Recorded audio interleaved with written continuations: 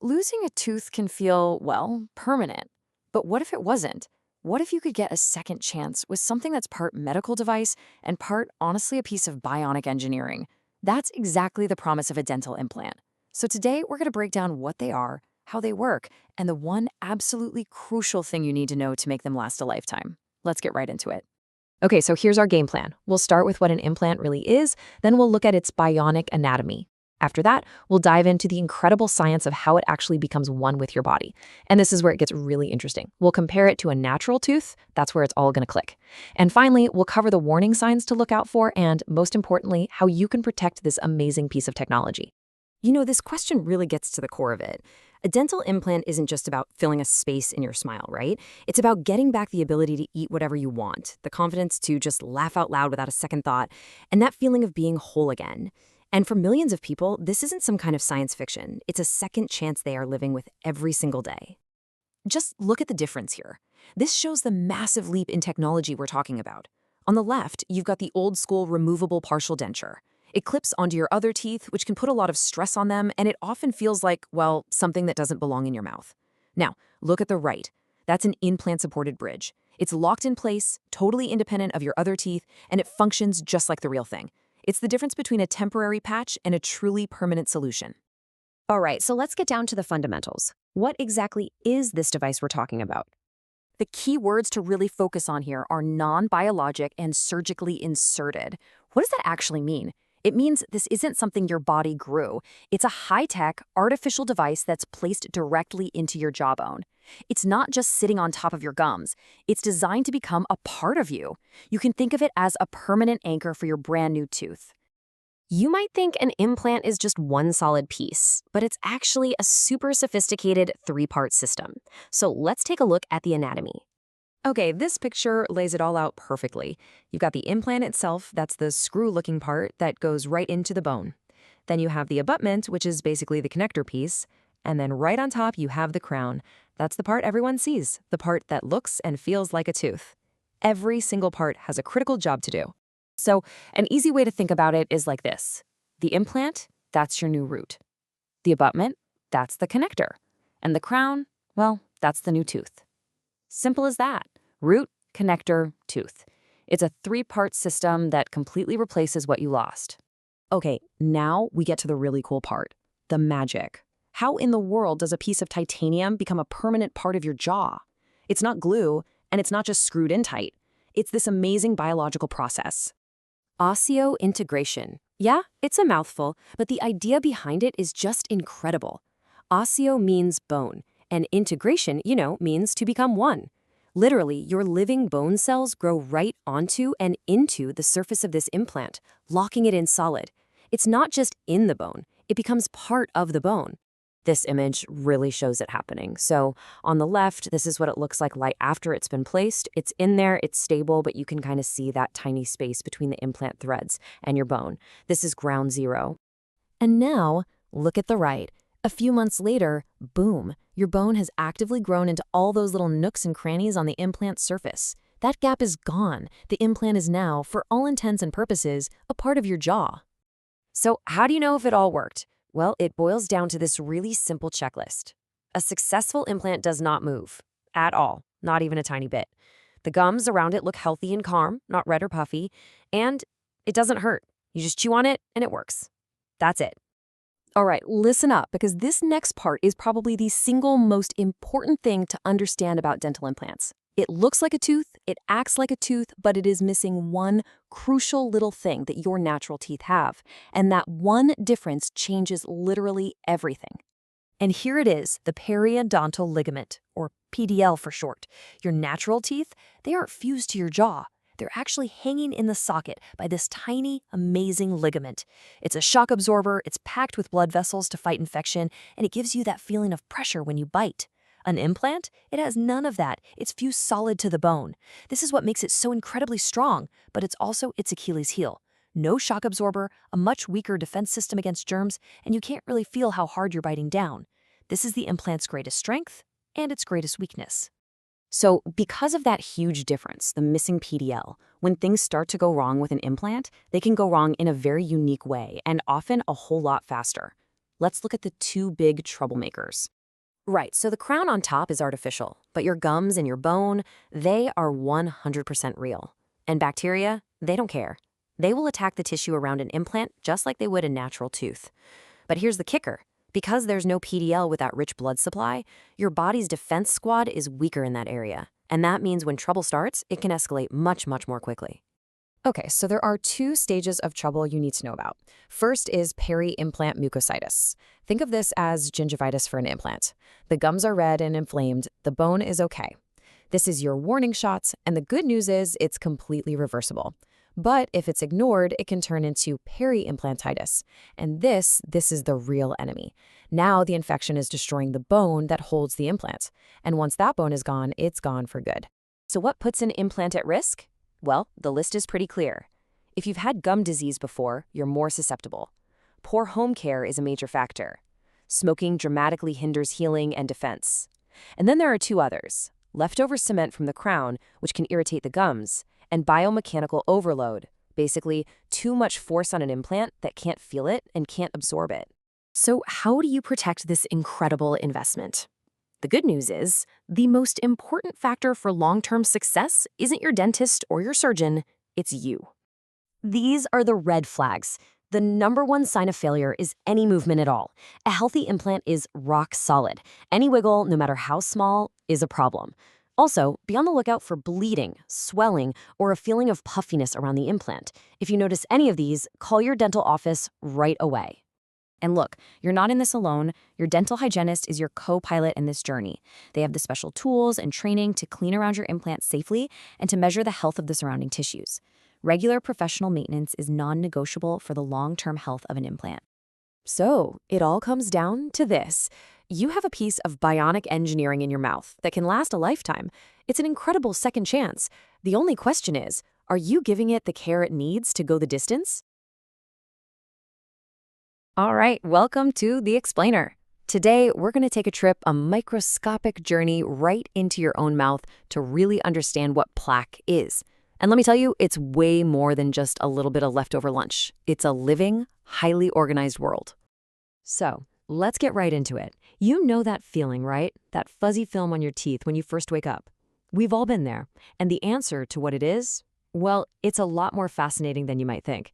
That feeling is literally the foundation of a brand new city being built. So, what you're seeing here, that's a biofilm. And it's not just plaque. No, think bigger. Think a living, breathing city constructed by millions of bacteria. And they're building it right on your teeth. Okay, so what is a biofilm really? The key thing to get is that these bacteria aren't just floating around by themselves. They're actually social. They team up, they build this fortress. It's this slimy, protective goop they make themselves, and it shields them from pretty much everything. And hey, this isn't just happening in your mouth. Not by a long shot. I mean, look at this. Biofilms are everywhere. On rocks in a stream, the inside of a water pipe, even on medical implants. It's basically one of nature's most successful survival strategies for bacteria. Now get ready for this number, because it's kind of mind-blowing. Your body has 10 times more bacterial cells than human cells. Yeah, you heard that right. 10 to 1. In a very real sense, we're more microbe than human. And you know what? Most of the time, that's a good thing. They're our partners. So how does this all happen? How does this microbial city go from, an empty lot to a full-blown metropolis? Well, it's not random at all. It's actually a super deliberate 5-stage construction project. It's like watching a city being built in fast forward. First, you get the pioneers, right? The first few microbes land on this thin film on your teeth. Then, they lock themselves down and start sending out invitations to their friends. Before you know it, they're building that slime shield, forming these crazy mushroom-shaped towers, and even sending out settlers to go start new colonies somewhere else in your mouth. It's incredible. And the craziest part? The speed. This isn't a project that takes years. We're talking minutes for the first bacteria to show up. A couple of hours, and they're already setting up shop.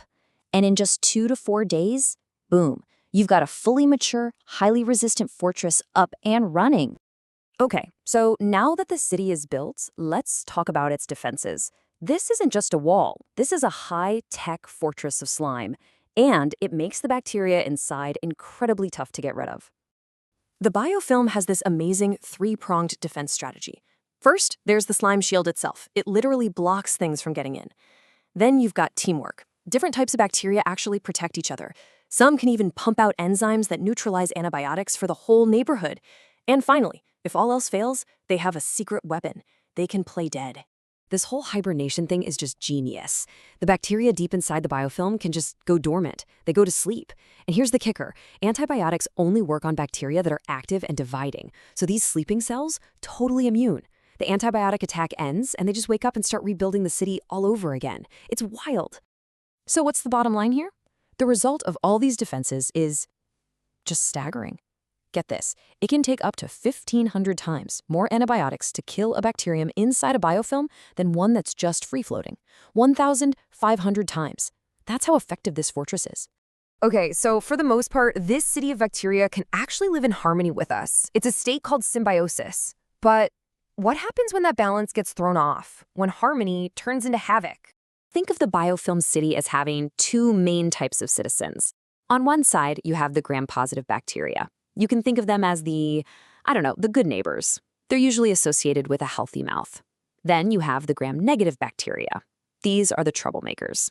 And the key difference, as you can see here, is their armor. That double membrane on the gram-negative bacteria, the troublemakers, it's loaded with these things called endotoxins.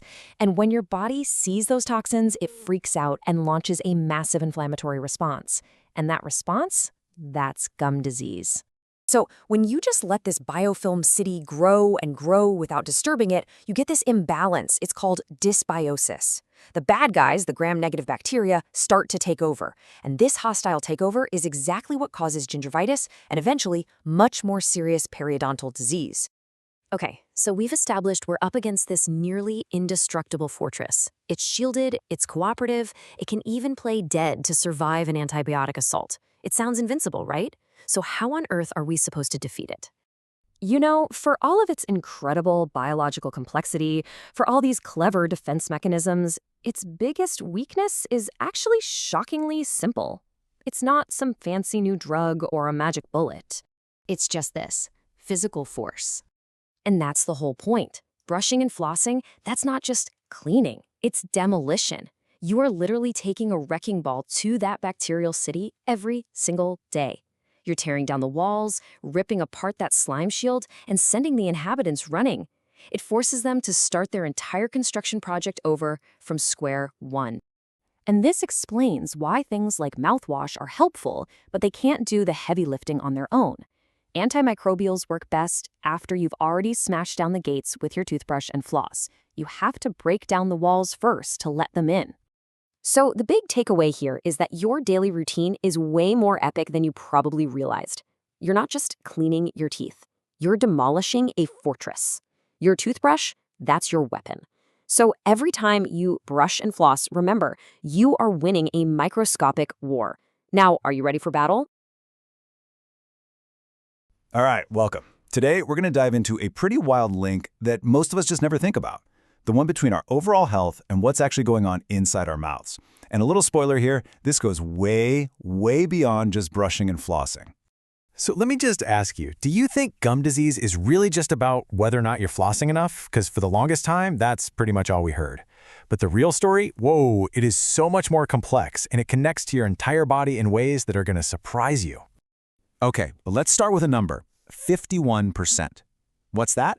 Well, that's the percentage of American adults who have a systemic disorder. We're talking diabetes, heart disease, you name it, that directly changes their risk for oral disease. I mean, just let that sink in. That's more than 1 out of every 2 people. In this slide right here, this gets to the absolute core of what we're talking about today. You know, we tend to think of our bodies in separate parts, right? But it's not. It is one big, interconnected system. What's happening in your immune system, for example, absolutely affects the health of your mouth, and maybe even more importantly, the other way around. To really wrap our heads around this, we are going to zoom in on one super powerful case study, the link between diabetes and periodontal disease. It is just one of the clearest, most well-documented examples of how a condition in the body can completely change the game inside your mouth. So the first key idea we need to get is this thing called a hyperinflammatory response. Think of your immune system like your body's own personal security team. Now, normally, it handles bacterial threats pretty well. But in someone with, say, poorly controlled diabetes, that security team, it just completely overreacts. It goes into total overdrive. And all that extra inflammation causes a ton of collateral damage to your healthy gum tissue. Now, let's meet the villains that are actually fueling this whole overreaction. They're called advanced glycation end products, or just AGs. When you have too much sugar in your blood, it literally starts sticking to proteins, and that's what creates these nasty little molecules. The best way to picture it? Think about making caramel. Sugar gets sticky, it gets stiff, it gums up the works. That is exactly what AGs do to our tissues, making them rigid and really messing with their ability to heal. But here's the kicker. These AGs don't just float around causing trouble on their own. Nope, they need to lock onto a specific receptor, which, kind of perfectly, is called RAGE. So when an AG molecule snaps into a RAGE receptor on a cell, it's like turning a key in the ignition. It fires off this signal that starts a whole destructive chain reaction, basically screaming at the cell to ramp up inflammation right now. Okay, this diagram here, this is where all those pieces really click together. So up at the top, you've got your normal everyday bacteria you'd find in plaque. But in a person with uncontrolled diabetes, you add in that AG-RH interaction we just talked about. And bam! That leads to two huge problems right in the middle. First, a way bigger and longer-lasting inflammatory response, and second, the body's repair systems basically get told to take a break. So the fire department is out of control, and the repair crew has been sent home. So what you end up with is this awful self-perpetuating cycle. The inflammation damages the tissue, the body can't fix that damage properly, and that just leads to more breakdown, which causes, you guessed it, more inflammation. It's a feedback loop from hell that just chews through the gums and bone that hold your teeth in place. And right here, this is what that internal chaos actually looks like in the real world. On the left, you see that severe, swollen, really angry-looking inflammation that's so common with poorly controlled diabetes. Now just compare that to the much milder situation on the right. That huge difference? That's the visual proof of that hyperinflammatory response we've been talking about. But look, this isn't just a diabetes story. The same fundamental principle, where a condition in your body changes how your mouth responds to bacteria, that idea ripples out into other areas, especially when we start talking about things like stress and hormones. Let's talk about stress for a sec. A quick burst of stress, that fight or flight thing, can actually give your immune system a little boost. But the real enemy here is chronic, long-term stress. That leads to constantly high levels of the hormone cortisol. Think of cortisol as the body's emergency brake for inflammation. But when it's always being pressed down, it's telling your body's defenses to just stand down permanently. And that leaves your gums totally vulnerable. And then, of course, you have hormones. Big shifts like puberty, pregnancy, and menopause, they don't cause gum disease on their own, but they can act like a massive amplifier. It's like someone grabbed the volume knob on your body's inflammatory response and just cranked it all the way to 11. I mean, during pregnancy, even a tiny bit of plaque can set off this huge inflammatory reaction. So take a look at this flowchart. Does it look familiar? It should. It's basically the same destructive pattern we just saw with diabetes. During menopause, you get a drop in estrogen, you combine that with some plaque, and that triggers the same inflammatory cascade. This leads to more of these things called cytokines, which are basically alarm molecules that tell your body, hey, let's break down some bone. The end result? Exactly the same: tissue destruction and bone loss.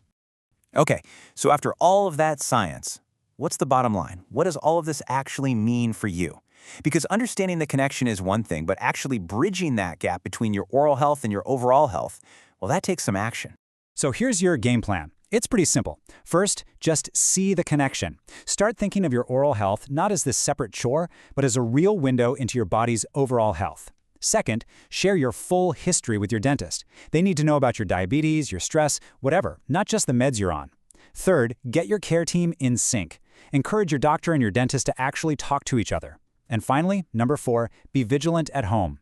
When you know your body is a bit more vulnerable, that meticulous self-care is, without a doubt, your absolute best defense.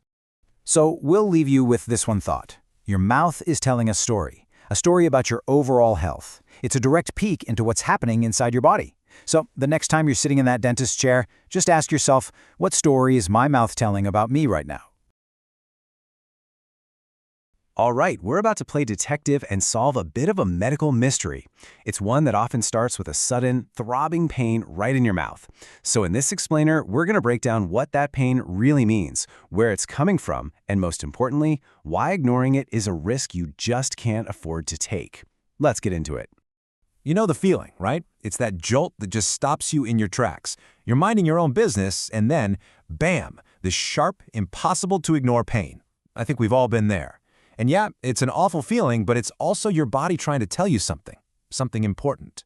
Because that pain, as alarming as it is, isn't just some random event. Think of it like your body's own high-tech alarm system. It's sending out a super urgent distress signal that something is wrong and needs your attention, like right now. So, what makes this kind of pain different from a dull ache you've had for a while? Well, the key is right there in the word acute. And that's not just a descriptive word, it's a specific medical term that tells us a whole lot about what's actually going on inside your body. Okay, so here's the official definition. But let's look at the key phrases: sudden onset and rapid progression. This isn't some problem that's been slowly brewing for months. Whoa, acute conditions pop up fast and they get worse just as fast, which is exactly why they almost always come with some serious pain. Now this is where it gets really interesting, when you put acute and chronic side by side. An acute abscess is kind of like a pressure cooker that's been left on the stove. The pressure builds up fast, it's really painful, and there's no release valve. A chronic one, on the other hand, is more like a slow leak. It might not even hurt much, because the body has found a way to create a little drainage channel, that's the sinus tract, to let some of the pressure out. So that really intense pain? That's a huge clue we're dealing with an acute problem. Okay, so if the pain is the fire alarm, what's the actual fire? Well, in a lot of these cases, the main culprit is something called a periodontal abscess.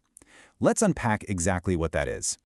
This picture does a fantastic job of showing what's happening. See, an abscess is basically your body's attempt to quarantine an infection. When nasty bacteria get into places they shouldn't be, your immune system rushes to the scene. And in an effort to contain these invaders, it literally walls them off, creating this little contained pocket of infection. So what's inside that little walled-off pocket? The fancy term is suppuration. But, yeah, we all know it as pus. And yeah, it might seem gross, but it's actually the evidence of a fierce battle. It's literally made up of the fallen soldiers, your dead white blood cells, along with the enemy bacteria and all the other debris from the fight. And this is what it looks like in the real world. Remember that pressure cooker we were talking about? When it finally finds a way to release that pressure, this is the result. And let me tell you, that is an undeniable sign of a very active infection that needs to be dealt with immediately. So, besides the really obvious pain, your body might be sending you other signals. You could notice swelling, or maybe it hurts to chew. You might have this persistent bad taste in your mouth, or maybe a tooth even feels a little loose. But this last one on the list, a fever. That is a major red flag. That's your body telling you the infection isn't just a local problem anymore, it might actually be spreading. All right, now our medical mystery gets a little plot twist, because not all abscesses are created equal. To treat it correctly, a dental professional has to figure out exactly where the infection started. And this is the million-dollar question they have to answer. Is the infection starting in the tissues around the tooth, the gums and the bone? That's periodontal. Or is it starting from way deep inside the tooth's nerve chamber, which is called the pulp? So, how do they solve this puzzle? Well, they have a whole list of diagnostic clues. One of the biggest tests is for vitality. Basically, is the tooth's nerve still alive? In a periodontal abscess, it usually is, but in a pulpal one, it's usually not. They'll also look at x-rays to see where bone loss is happening and ask you about the pain.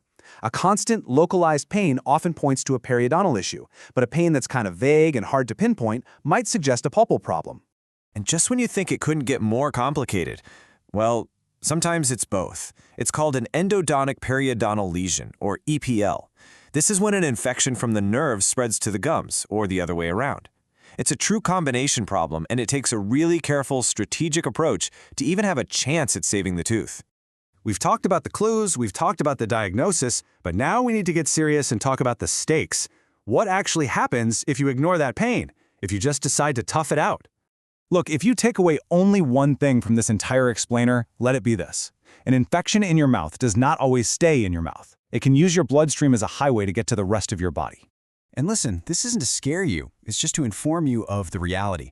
An untreated oral abscess has been linked to some incredibly severe, even life-threatening conditions. We're talking about infections spreading to the brain, causing flesh-eating bacteria in the neck or leading to severe breathing problems. This is exactly why acting fast is so critical. A picture like this really drives the point home, doesn't it? I mean, this level of swelling and inflammation isn't just a minor issue. It's a 5-alarm fire. It's the body screaming that it is being completely overwhelmed by a major infection. Okay, so after all that pretty serious talk, let's pivot to the solution. What's your game plan? What do you do when you get that first signal of sudden pain in your mouth? It's actually a pretty simple 3-step plan. First, just acknowledge the message your body is sending you. Don't try to dismiss it. Second, see a dentist right away. This is not a wait-and-see kind of thing. It's a legitimate dental emergency. And third, always remember that what happens in your mouth is absolutely connected to the health of your entire body. So we'll leave you with this one thought. Your oral health isn't separate from your overall health. It's truly a window into it. The real question is, are you paying close attention and looking after both? Thanks for joining us for this explainer. Welcome, everyone. Today we're diving into a really interesting topic, gum disease. Now I know, it affects millions of people, but what we're going to explore is why it's so incredibly personal and how your oral health is this constant, really delicate balancing act.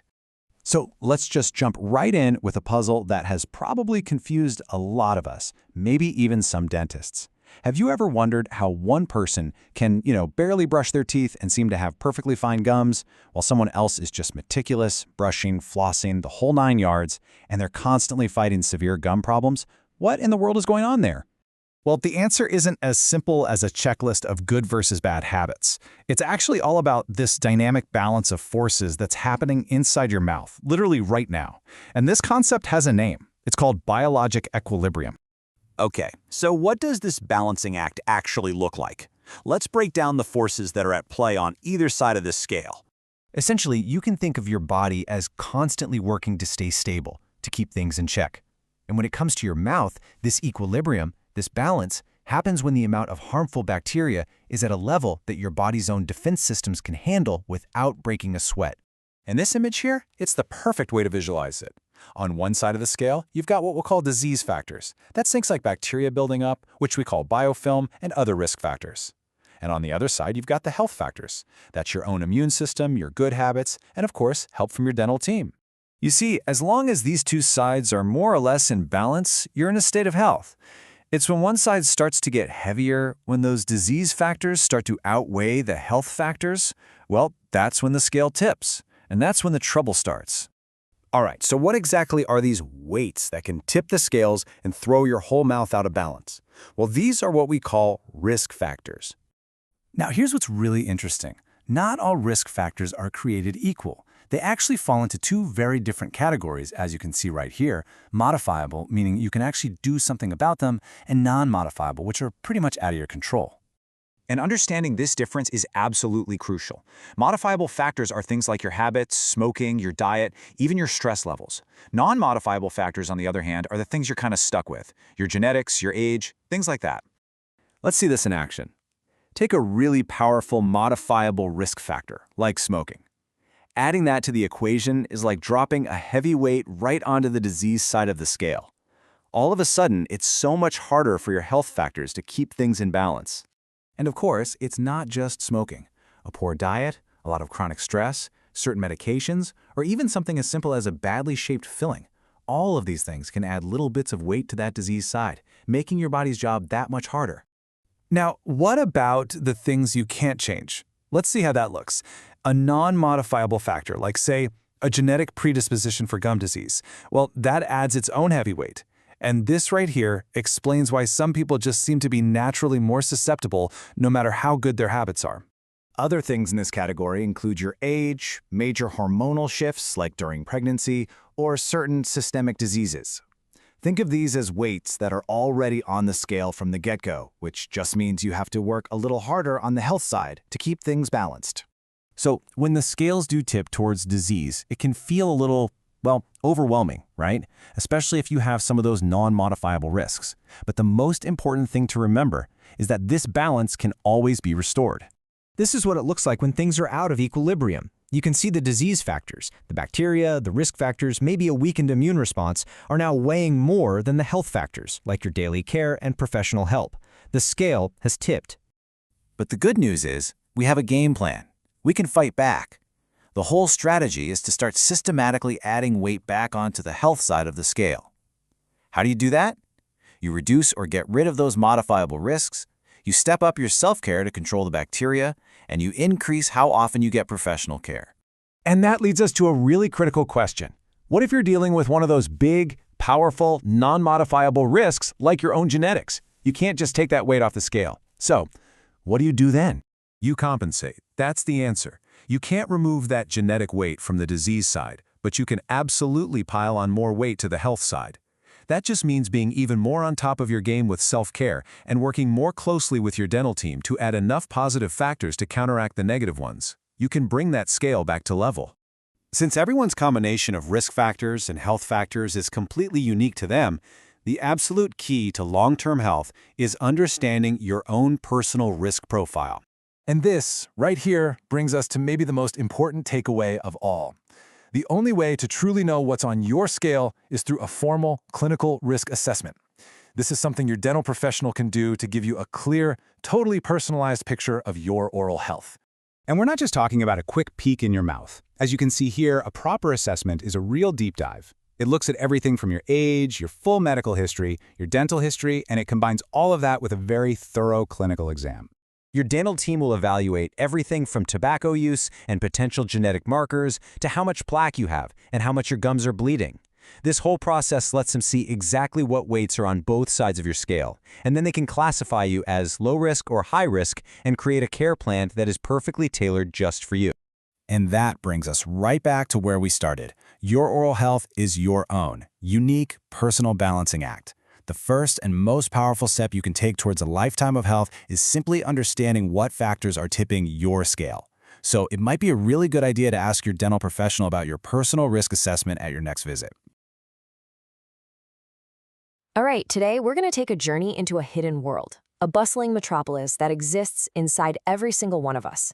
We're talking about the microscopic city on your teeth. Yep, oral biofilms. And we're going to start with a feeling I bet is super familiar to you. You know what I'm talking about, right? That feeling when you run your tongue over your teeth, maybe first thing in the morning, and they feel a little, well, fuzzy. What in the world is that stuff? Well, I can tell you it's not just bits of last night's dimmer. What you're actually feeling is a biofilm, a living, breathing, highly organized community of bacteria. They're working together, they're building structures. It is literally a city, and this incredible image from an electron microscope shows you exactly what it looks like up close. See, bacteria are pretty social creatures. They rarely just float around on their own. They much prefer to live all together in these really complex communities called biofilms. And it's not just on your teeth. They build these cities on almost any surface you can imagine, from a rock in a stream to the inside of your water bottles.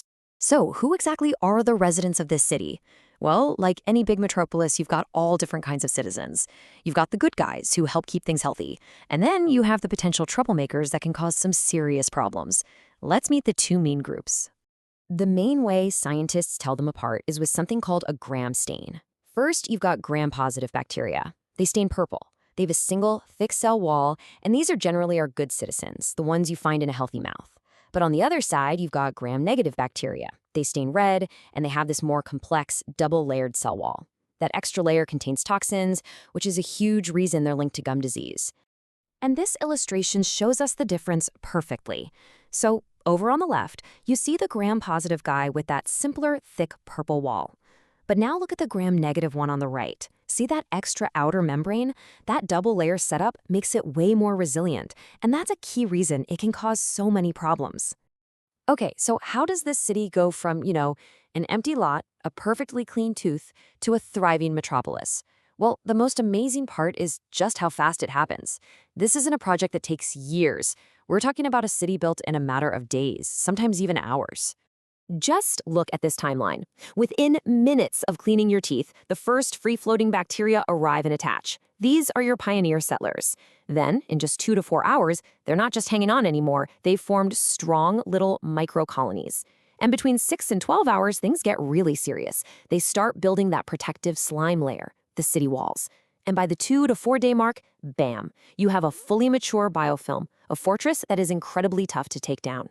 So now that the city is built, let's take a look inside. Let's explore its incredible defenses. Because this isn't just a random pile of germs, it's a highly sophisticated structure designed for one thing and one thing only: survival. And it has 3 brilliant defense strategies. Okay, defense number 1 is that slime layer we just talked about, the extracellular matrix. Think of this gooey stuff as a physical shield that cocoons all the bacteria.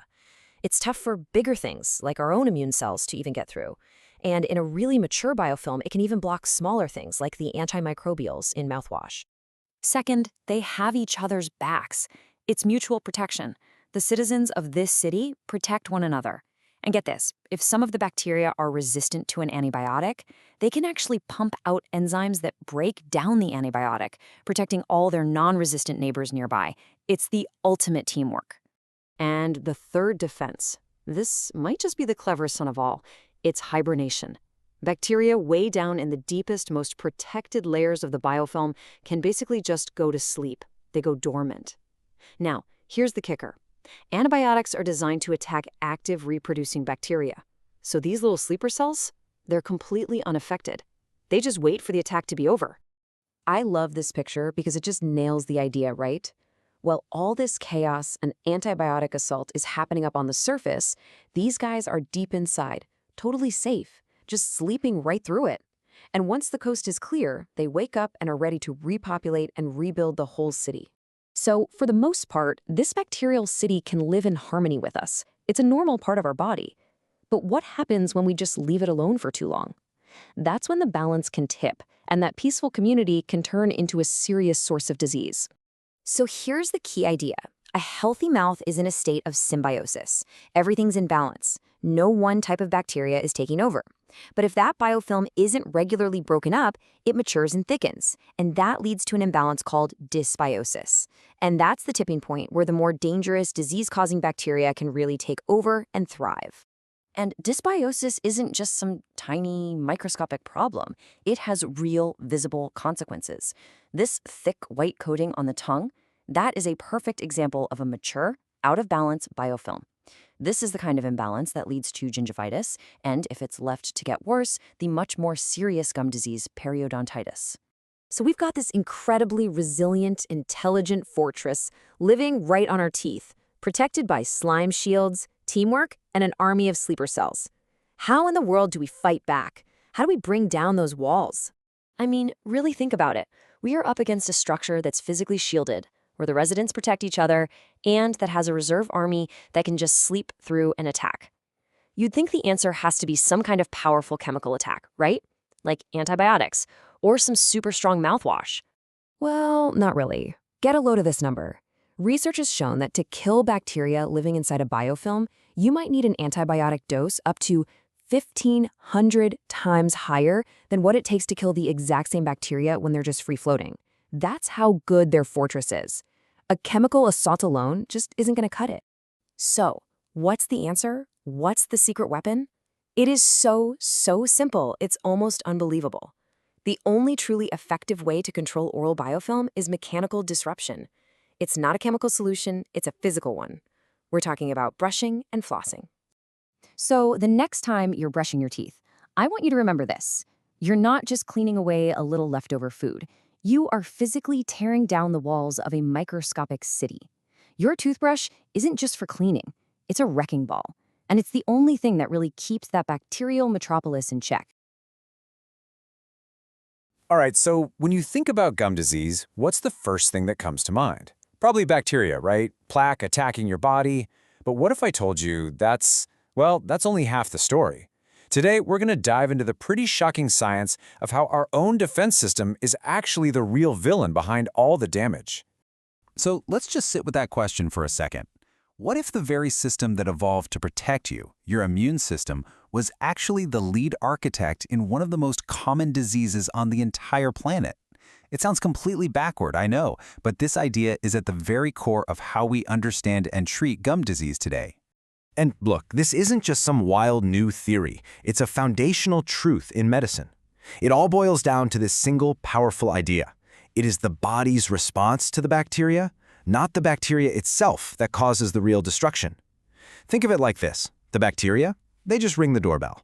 It's your body that decides to answer the door with a bazooka. Okay, so to understand how this whole thing goes so completely off the rails, we first have to appreciate what it looks like when it's working perfectly. Let's take a look at the body's initial, healthy, and frankly, life-saving response when it first detects a threat. So here's the setup, the initial battlefield. On one side, you have the invader, this community of bacteria we call plaque biofilm. And on the other side, you've got your body's first responders. They launch a process called acute inflammation. Now, this is the good kind of inflammation.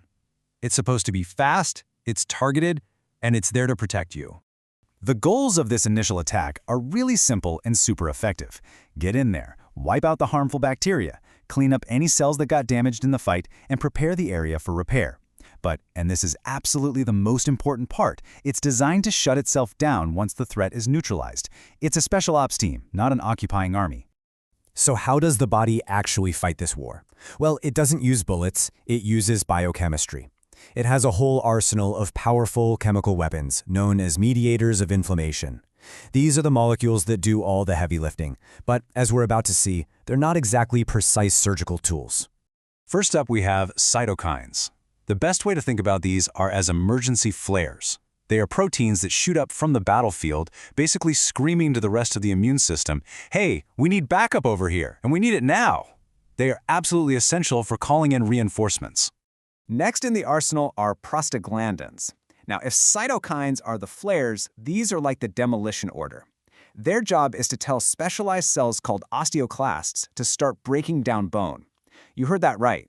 This is the chemical that is literally giving the order to destroy the bone that holds your teeth in your jaw. And finally, meet the ground troops, the wrecking crew. They're called matrix metalloproteases, or MMPs for short. Now, in a healthy body, these enzymes are just part of the maintenance team, helping remodel tissues. But when inflammation gets out of control, the body goes into overdrive, pumping out way too many of these, and they just start dissolving the collagen in connective tissue, the literal ropes holding your teeth in place. So here's the critical question. What happens when that shutdown signal we talked about never comes? What if the immune system gets stuck in the on position? Well, that is the tipping point. That is the exact moment when helpful, protective inflammation turns into a harmful, destructive, chronic nightmare. And this chart shows that fork in the road perfectly. See the path on the right? That's the healthy route. A bug shows up, inflammation kicks in, the problem gets solved, and the body returns to normal.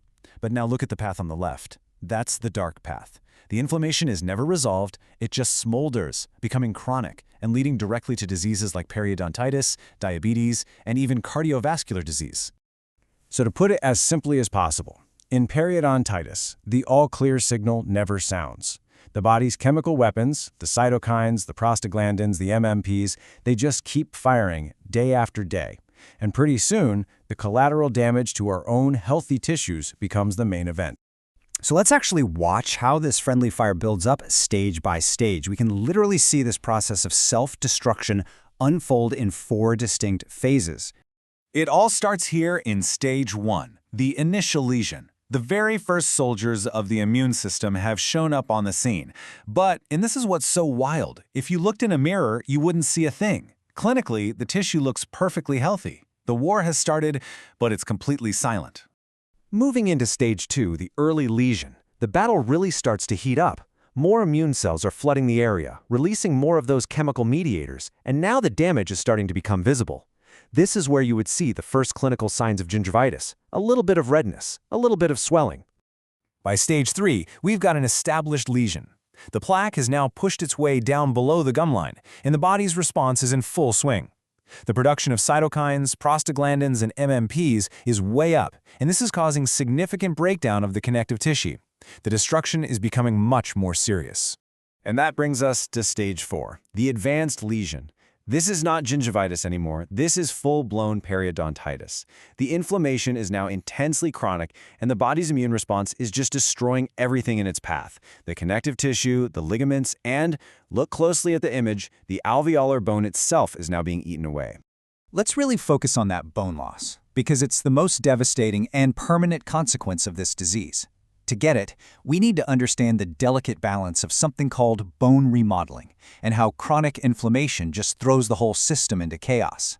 See, in a healthy state, your bone isn't just static. It's constantly being remodeled in this beautiful balanced cycle. You have cells called osteoclasts that break down old bone, that's resorption. And then you have cells called osteoblasts that come right in behind them and build new bone. Breakdown equals rebuilding, it's a perfect equilibrium. This whole process is controlled by two key signals. The easiest way to think of it is like a car's accelerator and brake. Rank L is the accelerator. It's the signal that tells those osteoclasts to start breaking down bone, and OPG is the brake. It blocks Rank L and stops the breakdown process. Health depends entirely on the balance between those two. So what do you think happens in periodontitis? The chronic inflammation just floods the area with signals that crank up the production of rank L. The accelerator for bone destruction gets slammed to the floor. At the same time, the brake, OPG, fails. And the result?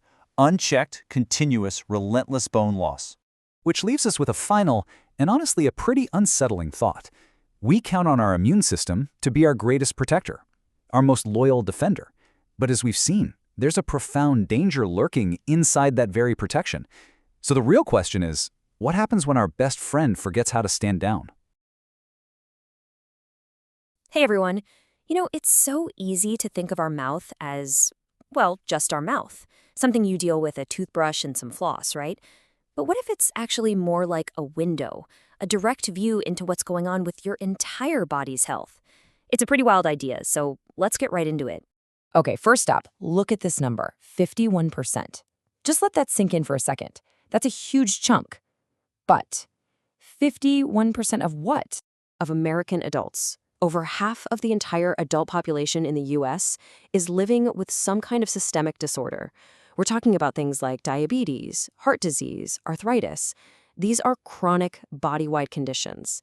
That's just a massive number of people. So you're probably thinking, okay, that's a big health stat, but what on earth does that have to do with my gums? And that right there is the million-dollar question we're going to unpack. Believe me, the connection is way more direct and, honestly, more fascinating than you probably think. All right, let's talk about the mouth-body connection. And look, we're flipping the script here. A lot of times you hear about how gum disease can impact the rest of your body, but we're going the other way. We're looking at how conditions in your body can totally change the game inside your mouth, turning what should be a minor irritation into a serious, serious problem. So where do we start? Let's dive into a big one, diabetes. This is a perfect example of how a condition inside your body can basically launch an all-out assault on your gums. Okay, this is so important. The key word here is uncontrolled. Get this. If your diabetes is well managed, your risk for gum disease isn't any higher. It's totally normal. But the moment your blood sugar goes off the rails, everything changes. It puts your whole body on high alert, creating what's called a hyperinflammatory response. And guess what's on the front line of that battle? Yep, your gums. So, you're asking, how does that even work? Well, it all boils down to this process called glycation. Picture this. All that extra sugar floating around in your blood starts to, well, literally sugarcoat important things like proteins. It's like caramelizing the machinery of your body. And this process creates these really nasty, harmful molecules. The name for them? Advanced glycation end products, or, wait for it, AGEs. Yeah, pretty fitting, right? And these AGEs are bad news. Think of them like little tripwires for inflammation, scattered all throughout your body.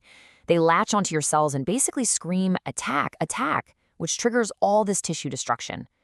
So the key takeaway is that the high blood sugar itself is manufacturing the very weapons that turn against your own body. Okay, so how does this play out specifically in your mouth? This diagram, it lays out the whole devastating chain reaction. It's called the age-rage pathway. Another great name, right? And it shows us exactly why poorly controlled diabetes is just so destructive for your gums. Let's break this down. Step 1, you've got bacteria. That's normal. Everyone has bacteria in their mouth. But then, step 2, high blood sugar starts pumping out those destructive AGE molecules we talked about. Now for the crazy part. Step 3, those AGEs hook onto these special receptors on your cells called rage receptors. And that's the trigger. It sets off this massive, sustained, totally exaggerated inflammatory alarm. And the result? Step 4, your body's repair systems get overwhelmed, they can't keep up, and the very tissues holding your teeth in place start to break down. It's a perfect storm. And this isn't just theory. We're talking about real numbers. For someone with diabetes, if their A1C creeps up over 8% or their daily fingerstick reading is consistently over 180, that's the danger zone. That's the threshold where the risk for infection just skyrockets because the body's defenses are literally compromised by the sugar. All right, so we've seen what sugar can do. But let's shift gears now and talk about two other really powerful internal factors: hormones and stress. Turns out they can also act as amplifiers for inflammation. Think about it. Whether it's the chronic stress from work or just the natural hormonal changes that happen in life, your body is releasing all these chemicals. And those chemicals can make your gums super sensitive. The crazy thing is, you could have the exact same amount of plaque as always, but your body's reaction to it is suddenly dialed up to 11. Same trigger, way bigger, more damaging explosion. So let's look at chronic stress specifically. When you're stressed all the time, your body is just swimming in a hormone called cortisol. Now, cortisol is tricky. In short bursts, it can actually reduce inflammation. But when it's always there, it does the opposite. It suppresses your immune system. It basically ties your body's hands behind its back, making your mouth a much easier target for infection. And what about hormones? They're constantly changing throughout our lives, and each stage brings its own set of challenges for our gums. You know, during puberty, all that increased blood flow can make gums really tender and sensitive. Then, during pregnancy, especially in the second and third trimesters, the body can go into overdrive, reacting dramatically to even a tiny bit of plaque. And later, during menopause, when estrogen levels drop, that's linked to bone loss all over the body, and that includes the jawbone that's anchoring your teeth. And this flowchart just lays it all out, plain and simple.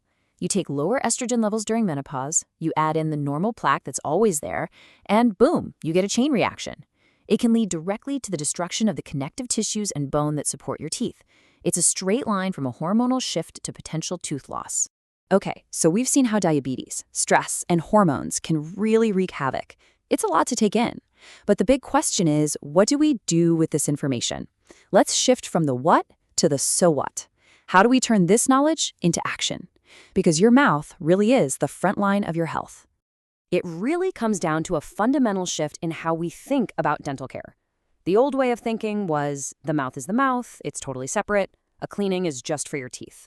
But the modern view, the one that's backed by all this science, is completely different. It says your dental team is a crucial part of your overall healthcare team because your mouth is a billboard for what's happening in the rest of your body. So, what does this all mean for you, practically speaking? It's simple. First, talk to your dental team about your entire health history. Don't leave anything out. Second, really internalize that conditions like diabetes and even high stress are directly impacting your oral health. Third, work with your hygienist to manage those risks. And finally, start thinking of your dental checkups differently. They're not just cleanings anymore. They're health screenings, period. So I'll just leave you with this thought. Your body doesn't draw a line between your mouth and everything else, so why should me? Your mouth is constantly sending out signals about your deeper health. The real question is, are you listening? Today, we are diving deep into the hidden causes of gum disease. We're going to talk about the surprising things that go way, way beyond just whether or not you're brushing and flossing. Let's get right into it. You know, most of us do, right? We're taught from when we're kids that if you just brush and floss, everything's going to be fine, your gums will be healthy. But what if I told you that even if you have perfect habits, there could be these secret accomplices hiding in your mouth just helping gum disease take hold? So, let's be clear. Plaque bacteria is absolutely the main cause of gum disease, no question about it. But it's not always working alone. I want you to think of plaque as the main villain in this story. And these other factors? Well, they're the partners in crime. They're the getaway drivers, the lookouts. They just make the villain's job a whole lot easier. So, let's go on a little investigation together. We're going to pull back the curtain and uncover these secret accomplices. In the dental world, they have a name for them: local contributing factors. Now, this is a really important distinction to make. These factors do not, I repeat, do not start gum disease. Plaque bacteria always starts the fire. But these things, they basically pour gasoline all over it. They create an environment where the disease can just explode, move faster, and be so much harder to get under control. So our first category of these accomplices are what I like to call bacterial havens. You can probably guess what that means. These are places in your mouth where plaque can hide out, build up its forces, and just thrive, totally safe from your toothbrush and floss. And the number one, the absolute king of bacterial havens, is calculus. You probably know it as tartar. Now, when you look at this picture, you might just think, oh, that's some staining. But it is so much more than that. This is plaque that has literally hardened up. It's mineralized, and it's become a rock-hard structure on the tooth. And here's the crucial part. The calculus itself isn't the only problem. The real danger is that its surface is always covered by a fresh, living, breathing layer of active, disease-causing bacteria. You can't brush calculus off, which means you can't brush off the bacteria that are living on it either. It's totally protected.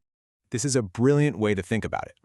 The surface of calculus isn't smooth at all. It's incredibly porous and rough. It's kind of like a loofah sponge. And that texture provides the perfect little home, the perfect scaffolding for new plaque to grab onto and start growing. It just makes the problem worse and worse. So let's break down what this stuff is actually made of. As you can see, the vast majority of it, we're talking 70 to 90%, is made of hardened minerals, things like calcium phosphate. But that other 10 to 30%, well, that's organic material. And that includes dead cells and, you guessed it, living bacteria trapped inside that mineral cage. Now, calculus is definitely the main hideout, but it's not the only one. Not by a long shot. Think about it. Deep grooves in your teeth, weird little anatomical features like enamel pearls, crowded teeth that are super tough to clean between. And yeah, even braces can all create these little nooks and crannies where bacteria just love to accumulate. All right, let's move on to our next villain, and this one might actually surprise you a little bit. Sometimes the very dental work that was meant to fix a problem can accidentally create a brand new one. There's a clinical term for this. It's called an iatrogenic factor. It's just a fancy way of saying it's a condition that was caused by a treatment. Now, of course, it's never intentional, but it's something that dentists and hygienists are always looking out for. Take a look at this X-ray right here. You see how the edges of that dental work don't perfectly line up with the natural shape of the tooth? Those tiny little edges, those gaps, those rough margins, they are perfect hiding spots for plaque, and they make that area almost impossible for you to keep clean at home. And some of the most common examples are things like fillings that have a little bit of an overhang, or crowns that are just too bulky and they crowd the gums, or even gaps between teeth where food is constantly getting jammed in there. All of these things just make it easier for plaque to set up shop. Okay, our final villain works a little differently. It's not about giving bacteria a place to hide. Instead, it's all about weakening your mouth's defenses. And it all comes down to excessive physical force on your teeth and gums. So your teeth are built to handle certain kinds of pressure. They're designed for what we call functional forces. That's just the normal act of chewing food. What they are not designed for is constant, non-stop tooth-on-tooth contact, which is known as parafunctional forces. And this includes a lot of common habits, things like clenching your jaw when you're stressed, grinding your teeth at night, that's also called bruxism, or even stuff like mouth breathing, which can dry out your gum tissue and make it way more vulnerable to inflammation. Now, these forces don't cause gum disease by themselves, but if your gums are already inflamed, they can speed up the damage, especially bone loss. So now, just imagine a scenario where all these villains decide to team up. Let's say someone has crowded teeth. That's villain number 1. And they have a few old fillings with overhangs. Villain number 2. And on top of all that, they grind their teeth at night.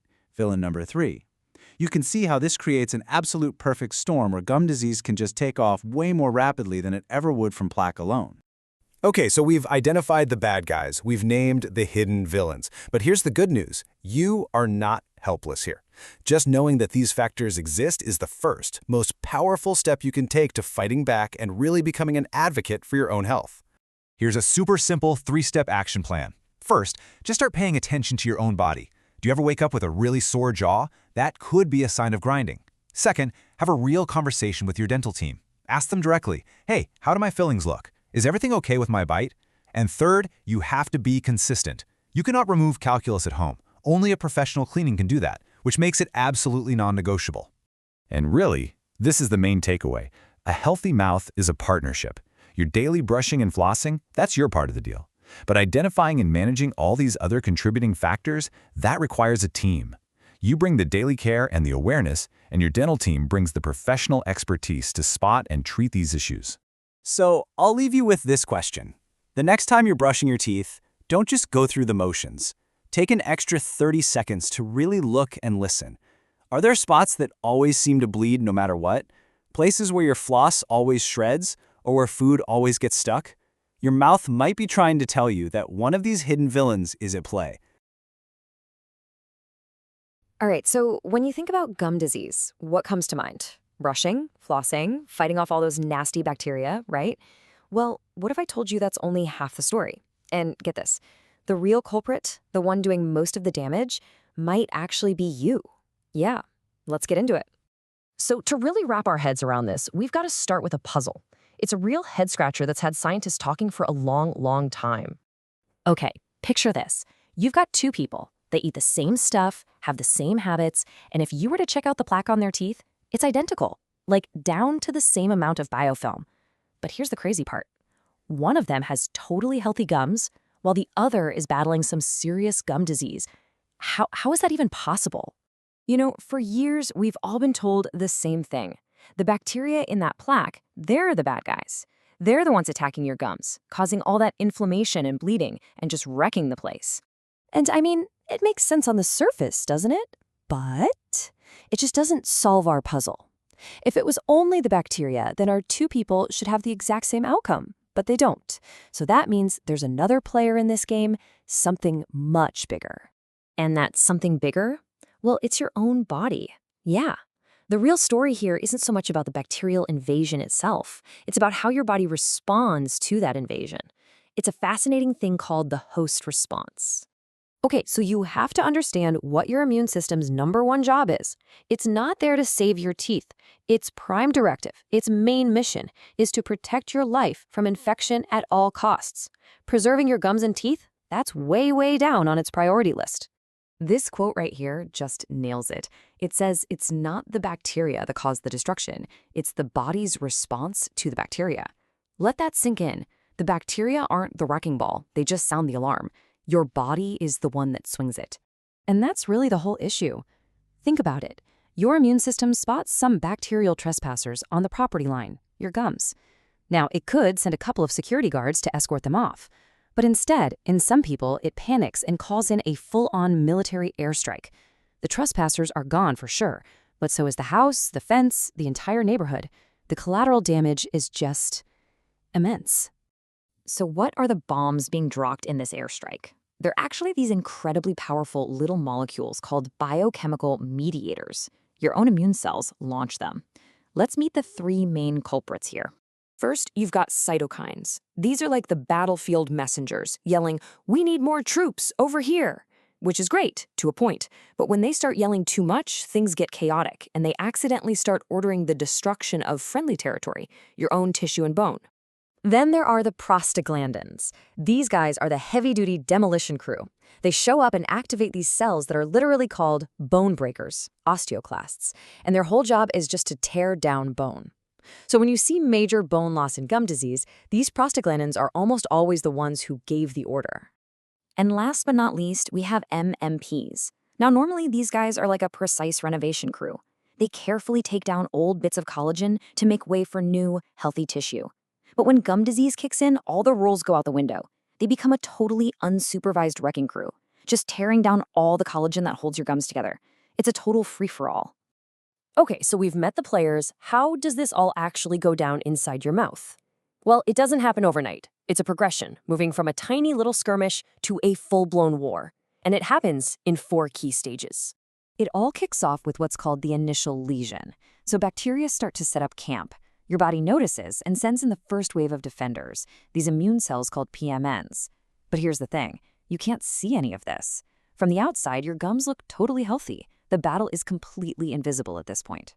Okay, now we're at stage 2, early gingivitis. The bacteria are still building up, so the body sends in the bigger guns. More immune cells flood the area, and they start releasing those destructive biochemicals we talked about. Now, for the first time, you actually see the effects. A little redness, some swelling. This is probably when you'd notice a little bit of pink on your toothbrush and wonder, what's up? By stage 3, we're at established gingivitis. The plaque has now crept down below the gum line, where it's way harder to get to. Your body's response goes into hyperdrive. It's just pumping out those cytokines, prostaglandins, and MMPs. The chemical warfare is in full swing, and now the signs, the redness, the swelling, are impossible to miss. And that brings us to stage 4, periodontitis. At this point, the immune response isn't temporary anymore, it's chronic. It's just a constant, grinding war. And all that friendly fire is doing some serious permanent damage. It's literally dissolving the bone and connective tissues that anchor your teeth. This is what creates those deep pockets, and, if left unchecked, is why teeth become loose and can eventually be lost. So, this brings us full circle, right back to our original mystery. Why does one person hang out in the early stages, while another person's body goes all the way to stage 4 destruction? Well, it all comes down to balance. This diagram shows it perfectly. It's like a fork in the road. In a healthy response, bacteria show up, there's a quick burst of inflammation, and then the body sends out signals to cool things down. Everything goes back to normal. But if for some reason that cool down signal doesn't work, the inflammation just keeps going. It becomes chronic. And that is the path to destruction. So what decides which path your body takes? What tilts the scale? It's these other factors. This is the difference between our two people from the beginning. Some that is just genetics. Some people's immune systems are just, a bit more trigger happy. Then you have things like smoking, which basically ties your body's healing hands behind its back. And then you conditions like diabetes, which can just pour gasoline on that inflammatory fire. And that's why this final quote is so key. Plaque is necessary. You got to have it to start the fire, but it's not sufficient. It's not enough on its own to burn the house down. The thing that really decides what happens next is your unique, individual immune response. And that's all tangled up with your genetics, your habits, and your total body health. So what does this all mean for you? It means that oral health is so much more than just brushing and flossing. It's this delicate dance, this really unique balance between the bacteria in your mouth and how your body decides to deal with them. Which leaves us with one last question to think about. What factors in your life might be tilting your own scale, one way or the other?